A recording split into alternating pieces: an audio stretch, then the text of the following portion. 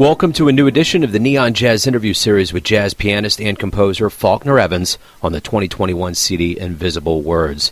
He opened up about this deeply personal project that paints a loving musical portrait of his wife Linda in the aftermath of her tragic death.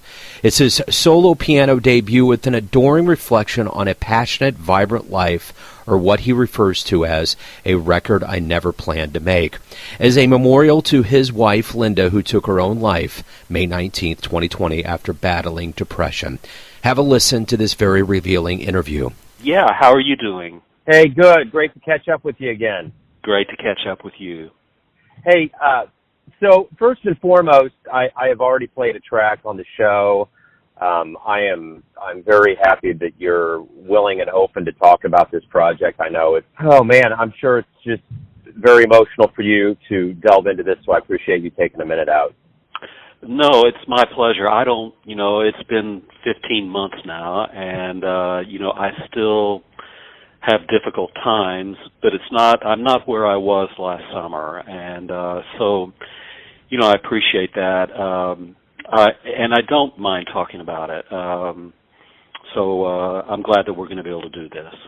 You bet. So first and foremost, reading the notes about this is that I think the one thing that people have a hard time in America with is the idea of depression being something more than just a mood. I think people have a real hard time separating that between actually having something like cancer or something like that. It's a serious affliction that does affect people very seriously. What are your thoughts on that as you think about, just kind of the enormity of it? Well, it is enormous. And being somebody, Joe, who doesn't suffer from depression, it's baffling. And this was Linda's second bout with depression. And the first one lasted a few years. And she got out of it with some help from the people at Integral Yoga on 13th Street. We can't just approach people and say, hey, look, snap out of it, obviously. She was having all these problems with, I just saw these symptoms coming back with her. And at that time, we were at the height of COVID, and you couldn't go see anybody. And it made it very, very difficult. And I think the last time you and I talked, we were in COVID, and, you and I had spoken about how, maybe this will be a month, 2 months, something like that, and here we are. I've learned a lot about the affliction that she had, and, I, of course, never thought it would come to this. I knew the difficulties she was having. She was somebody who was a very vibrant, energetic person, and this whole thing took it away from her. And one of the problems is that when she went through the first one, she couldn't take antidepressants. It was just, she just couldn't get out of bed. It was a very difficult situation. She wasn't on any medication, and we couldn't go see a doctor, and so it just made it a very difficult thing. Still, to this day, I grapple with the enormity of it. I've never had depression myself, but I've certainly learned a lot about it in the last 15 months.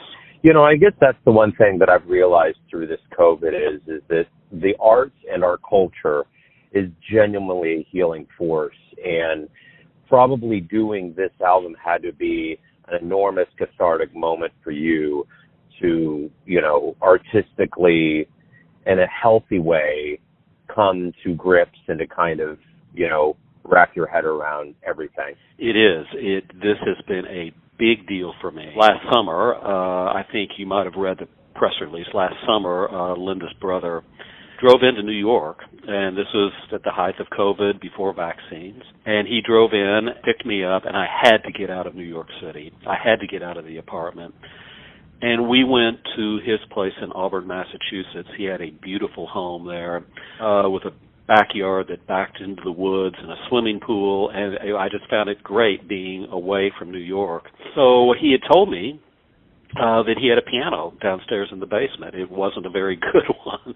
Nevertheless, it was a piano. And so I was really happy with my days just being spent by the pool. And this one day it was raining, and I decided just to go downstairs and just play from my heart. I hadn't really played for 3.5 months. I would approach the piano, but it'd be 4 or 5 minutes, and I'd say, I just don't feel like playing. And so I went downstairs and I started playing, and after about 3 hours, I was able to come up with the first 3 tunes for this record. It made me happy. It was a breakthrough for me, and I decided right then that this is something that not only do I want to do this, but I have to do this now. I sent an email to Michael Marciano, the engineer. He's engineered all my records. And I said, this is something I want to do. I know that we're in COVID, but is there any way we can do this and get this done in a safe way? And he said, sure. This is a really good time to do a solo piano record. He said, I'll be in the booth. You'll be in the studio. And we will get this done and we'll be safe. And I got back to New York City and I started writing the rest of the music for the record, and I was really pleased with what I was hearing. The idea was to do the record sometime around the Christmas holidays, and then we realized that it was going to be too difficult around that time. So I decided on the date of January 11th, which was Linda's birthday.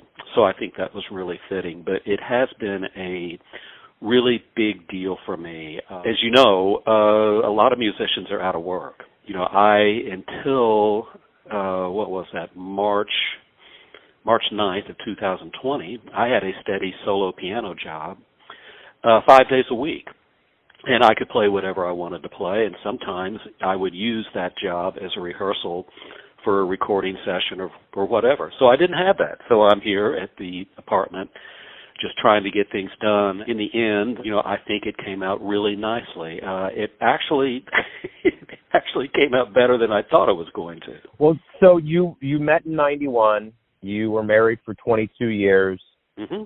Talk to me a little bit about what you want the listener to get from this experience. I don't think it's going to be an accident that people get this and are not aware of the impetus and the emotion you put into this, but what do you ultimately want the listener to get from not only this artistic creation, but from the enormity of the relationship you had and everything that has transpired since? What this is, Joe, is what I wanted. I didn't want this to be like a tribute record. What I wanted was for this to be a snapshot of who Linda was. Like I said, Linda had a lot of energy. She was in great shape and everything. And so what I decided is that I was going to write all this music in the spirit of who she was. And I knew her really, really well. And that's what I want people to understand. Like I said in the notes, for the people who knew Linda, I would hope that they would hear some of her in the music. And for the people who didn't know her, I would hope that they would understand and get who she was. She was an incredible person. Like I said, she was the smartest person I've ever met in my life. I remember that when we first met, I was playing a solo piano gig in Midtown, and she was teaching Latin American fiction at the School of Visual Arts. I would get off at 7 o'clock, and she'd be teaching till 8, and I would go over to the classroom, and I'd stand outside and listen, and I'd be going, who is this person? So I really saw the effect that she had on people.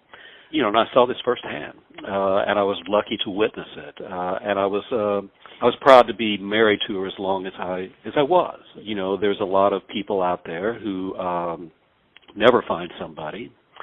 And so when I think back that we had almost 30 years together, I feel that that's a really good thing. And maybe I'm a little bit ahead of the game. I don't know.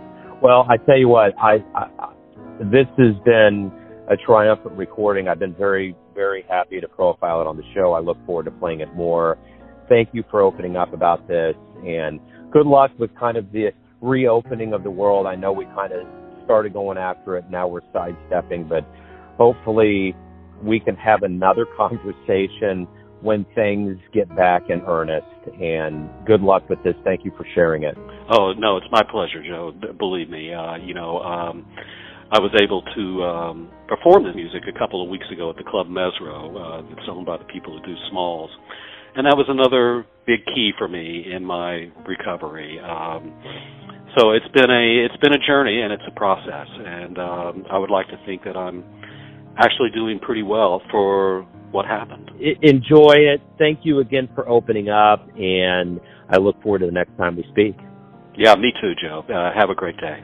Thanks for listening and tuning in to another Neon Jazz interview, where we give you a bit of insight into the finest players in New York, Kansas City, and spots all over the world, giving fans all that jazz. And thanks to Falkner for his time, music, and story. If you want to hear more interviews, go to Famous Interviews with Joe Domino in the iTunes Store. Visit neonjazz at youtube.com, and for everything Neon Jazz all the time, go to the neonjazz.blogspot.com. Until next time, enjoy the jazz, my friends.